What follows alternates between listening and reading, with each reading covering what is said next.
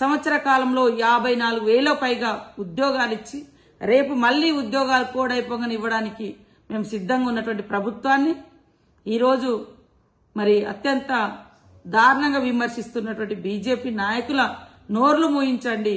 MLC Narender Reddy గారి యొక్క మరి వారికి ఒకటో ప్రాధాన్యత ఓటేసి అత్యధిక మెజార్టీతో గెలిపించి పనిచేసే ప్రభుత్వాన్ని సపోర్ట్ చేయండి, పట్టం కట్టండి.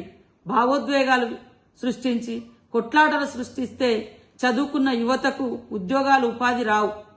గొడవలలో కేసులు పెట్టించే కుట్రలు తప్ప బీజేపీ రాజకీయము మిమ్మల్ని ఉద్యోగాలలో స్థిరపడే రాజకీయం కాదు.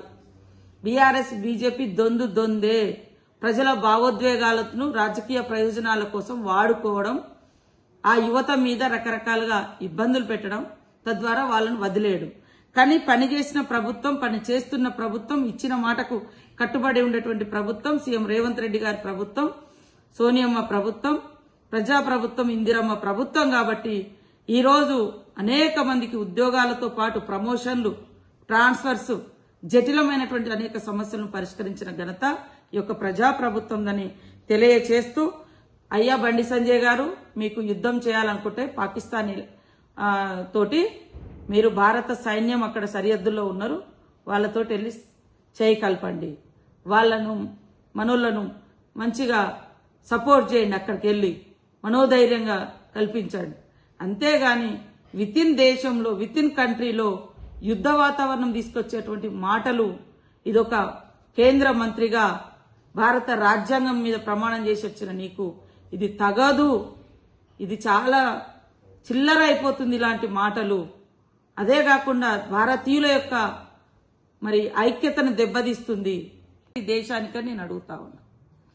మీకు దమ్ముంటే, మీకు నైతిక విలువలుంటే, మేము ఇన్ని లక్షల కోట్లు తెచ్చి ఇక్కడ అభివృద్ధి చేసినాము, ఇగో ఇన్ని యూనివర్సిటీలు ఇచ్చినాము, ఇన్ని మరి మోడల్ కాలేజ్ స్కూల్స్ ఇచ్చినాము, ఇన్ని ఏకలవ్య ఇచ్చినాము, ఇంతవరకు మా ట్రైబల్ యూనివర్సిటీకి మీరు 11 సంవత్సరాలు అవుతుంది, కనీసం వర్క్ కూడా మొదలు పెట్టలేదు.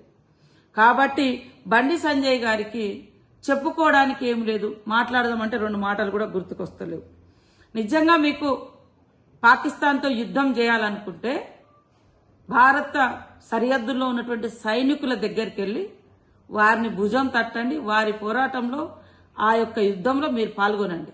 అంతేగాని మాటకు భారతదేశం యొక్క కీర్తిని, మరి పాకిస్తాన్ అనేది అన్ని రంగాలలో వెనుకబడ్డటువంటి ఒక చిన్న దేశం, మత కొట్లాటలు, ఆకలి చావులు, అంతర్గత డిస్టర్బెన్స్, ఇలాంటి అన్ని రంగాలలో మనతో వెనుకబడ్డ ఉన్నటువంటి పాకిస్తాన్తో పోల్చడం ఇది ఎంతవరకు కరెక్ట్? బండి సంజయ్ గారు, మీరు వచ్చేటప్పుడు భారత రాజ్యాంగం మీద ప్రమాణం చేసి వచ్చారు. భారతీయులందరూ నా సోదరులే, భారత రాజ్యాంగాన్ని మనం కాపాడుతామని. ఈరోజు వితిన్ భారతదేశంలో ఉన్నటువంటి ప్రజల మధ్య మీ అధికారం కోసం, మీ సీట్ల కోసం ఇంత విభజన, విద్వేషపు మాటలు అవసరమా? మీరు ఒక్క రోజన్నా మీరు కానీ మీ పార్టీ కానీ తెలంగాణకి ఇది చేసినామని చెప్పుకున్నారా? చెప్పుకోలేదు. ఎందుకంటే చేసింది శూన్యం. కాబట్టి పట్టభద్రులారా ఆలోచించండి. కాంగ్రెస్ బలపరిచినటువంటి మరి గ్రాడ్యుయేట్స్ ఎమ్మెల్సీగా నిలబడ్డటువంటి నరేందర్ రెడ్డి ఒక విద్యావేత్త, మరి ప్రజలందరి మధ్య జీవించేటువంటి నాయకుడు.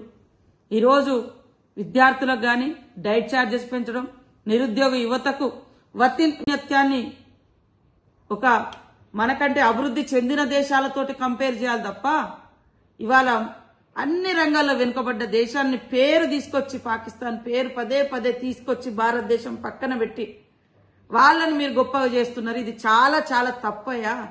పాకిస్తాన్ తోటి భారతదేశాన్ని పోల్చడము, ఏదో భారతదేశాన్ని గొప్ప అనుకుంటాను, చాలా తప్పు.